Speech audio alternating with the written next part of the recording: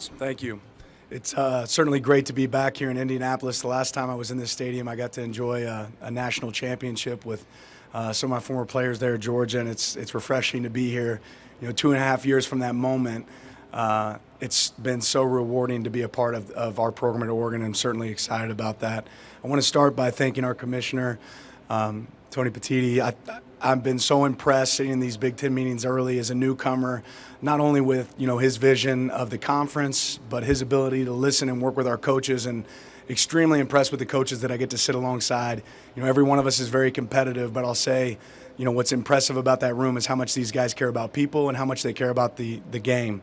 And their leadership certainly shows up in this conference, and something we're grateful to be a part of. I also want to take some time to thank Craig Bohl and the job that he does with AFCA advocating for our coaches. He's been really instrumental in some of the legislation that's passed that's going to improve our game, and grateful we have a voice there that's listening to us and respects it. This summer has been absolutely bittersweet for me. I got to spend some great time with my family. We went back and spent some time in Missouri, got to explore a lot of places here on the West Coast, the Pacific Northwest. And it's just absolutely beautiful country. I'm really excited for everybody in the Big Ten, the fans, to get to experience some of the beauty that exists here in Oregon.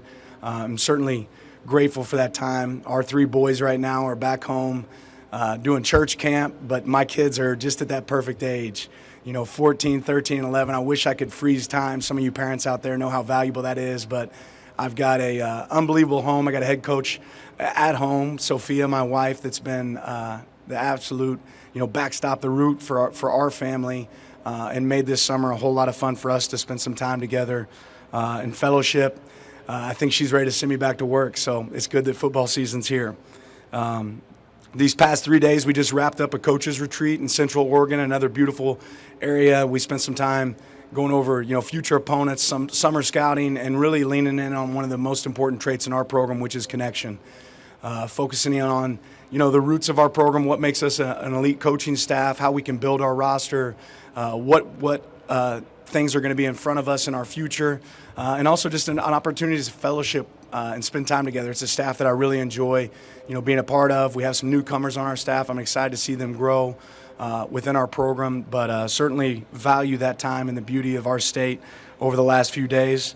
But also this summer we experienced great sorrow. And losing a player that means so much to us, had finished his career here at Oregon.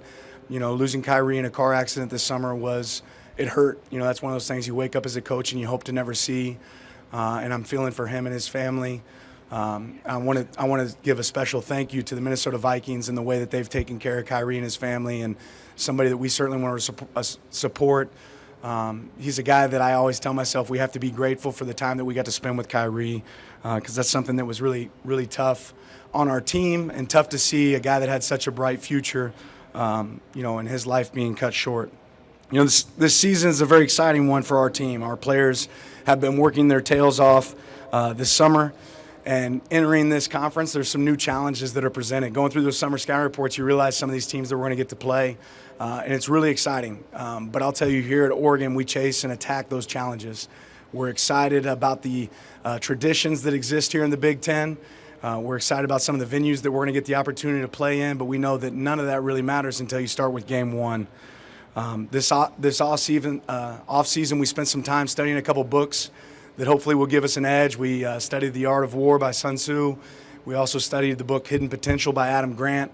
Hopefully those are some books that we can kind of lean into this season and give us an edge as we attack this future season. I'm also really proud of the growth our team has had off the field and the impact they've made on their community.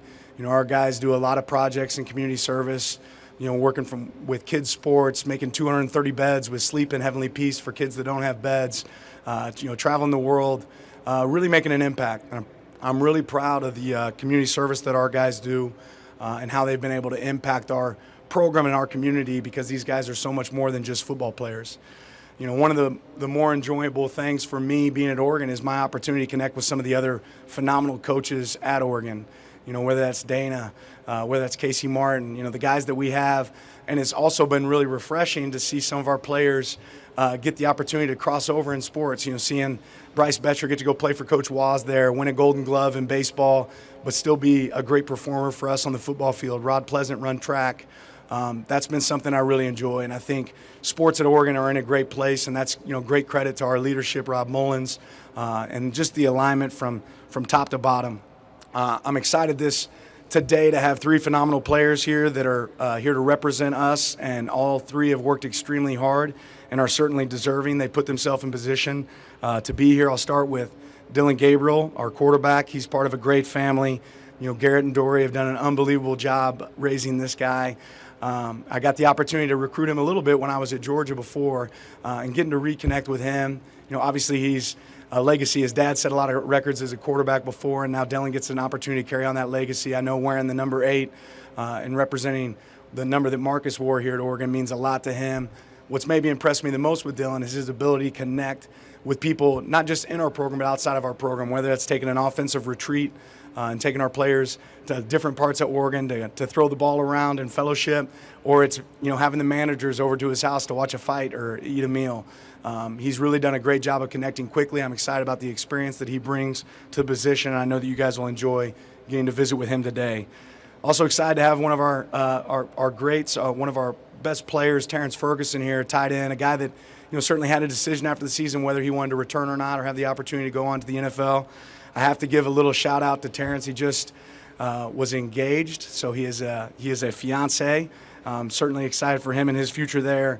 The job he has done this offseason, the work that he's put in, the leadership role that he provides for that tight end room, but for our offense and our team, has been amazing. Those of you that haven't got the opportunity to be around Terrence, one of the things that I really love about him is when we go out the practice field and his foot steps inside that white line, he's running. He attacks every day with vigor. He's been a great teammate to our team and done a great job, plays with great passion and energy, but certainly excited about him. And his parents, Cody and Don, have done an unbelievable job and fight for every moment they can to spend around him. So great to have him here. On the defensive side of the ball, we were able to bring Jeff Bassa here, one of our linebackers that's has a little bit of experience with these media days, was able to travel this last year to our media day in Las Vegas. His mom, Giselle, I know is extremely proud of him and the job that he's done. This guy has grown and grown every single year that I've been here into this leadership role to now to the point where we have a coach on the field. If we had to have Jeff call the defense, he could tell you why. He's calling it and what he's doing. He's the kind of guy that can run the drills. If a coach isn't present, he's a true leader. He wants to attack his game. He doesn't want you to tell him all the things he's great at. He wants to be coached. And then he coaches the guys around him. He demands excellence, and I think you'll see that well represented today. Ultimately, what should the Big Ten know about Oregon? That we're mighty different. Mighty different in a lot of ways. You look out there in the pond, you'll see a big old duck. I'm hoping we get to travel that duck to all of our away games this year.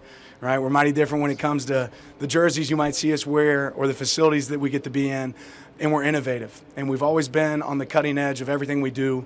We're certainly positioning ourselves to be in the cutting edge, and we're grateful for the opportunity to compete in the Big Ten. Excited about this opportunity in front of us, and excited to see what this team does. It's a brand new team. It's not the same new team as last year. On our team right now, there's 10 players that were on this team when I first got here, so you're talking about a new group. And these guys have completely bought in. Excited to see them perform. I know they're anxious to get on the field, but there's a lot of work between now and then before we do that. But to value your time, we'll go ahead and open it up for questions. Thank you, Coach. We have our first row on the right here. Hey, Coach Lanning, Nick Hamilton, Nightcast Media.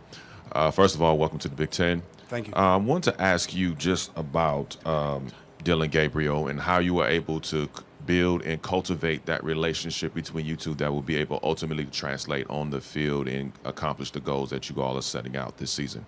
Yeah, one of our DNA traits is connection. And, before you lean on prior experience, like I said, Dylan's a guy that I knew before in the recruiting process and got to watch him from a distance. Being from Hawaii, I think it means a lot to him to be able to represent Oregon and our strong history there in the state. Again, I heard his mom singing karaoke at Georgia a few years ago when we were recruiting him, and now she came out and killed it again here at Oregon.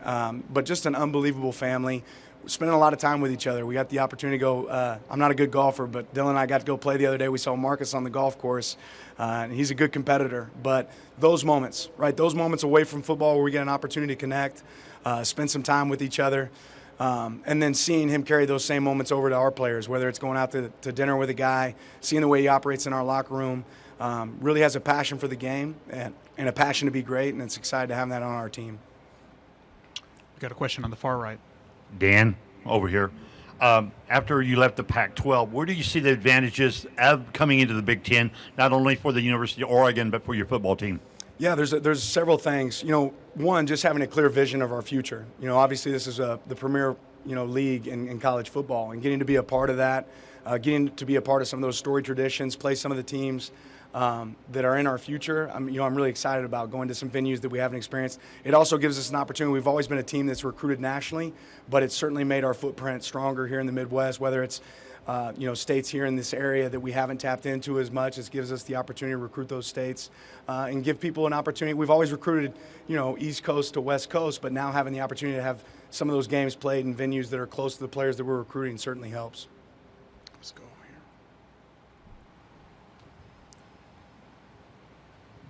Hey, Coach. Will, LA Football Network. You guys had the tough challenge of replacing Kenny Dillingham last year, but it didn't look so tough with Will Stein coming in. You guys were number 2 in total offense last year.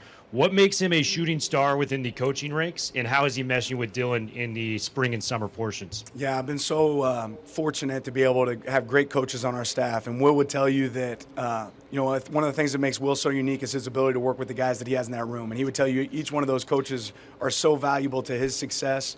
I think he's adaptable. I think that's the most important trait in college football right now for coaches is their ability to adapt to ever-changing rules, ever-changing schemes. I think he's hungry to learn, has a passion to find information. Doesn't always feel like he has all the answers, but I can tell you Will knows how to solve it. And he has a great group of coaches that he gets to work with every day. He's done a great job with our players. He connects to them. He can meet them at the surface level. As a guy that played the quarterback position, I think that's really important, how that translates to his success on the field, and really excited to see the things that he does for our program this year. Third row on your far right. Spencer McLaughlin, Locked On Podcast Network. Coach, you lost 4 defensive linemen on the interior from last year's team, including Brandon Dorless. What do you see in that room, and how do you think that depth chart plays out as we head towards the season? Yeah, I'm really proud of the way our personnel department and coaching staff went and attacked that. We've recruited really well in that area, especially in the high school ranks, and that's where we build our team first. I think we signed 25 high school players this past year, but that's a position that takes development, and you have to get them caught up quick. We're able to bring in some guys in the portal, and then grow the guys that we have on our roster there that I think will provide us a really strong 2 deep that can compete. Winning football, a lot of people have asked me, what's different about going to the Big Ten? I hear it's more physical. The reality of winning football when you're a team like Oregon in the position you want to put yourself at the end of the year, you gotta win in the trenches at the end of the year, not just in the middle of the year, right? And for us to build the team that we want, we know that's really important. That's why we've attacked it so hard. Coach Dan Lanning, thank you so much for your time. Appreciate it. Thank you.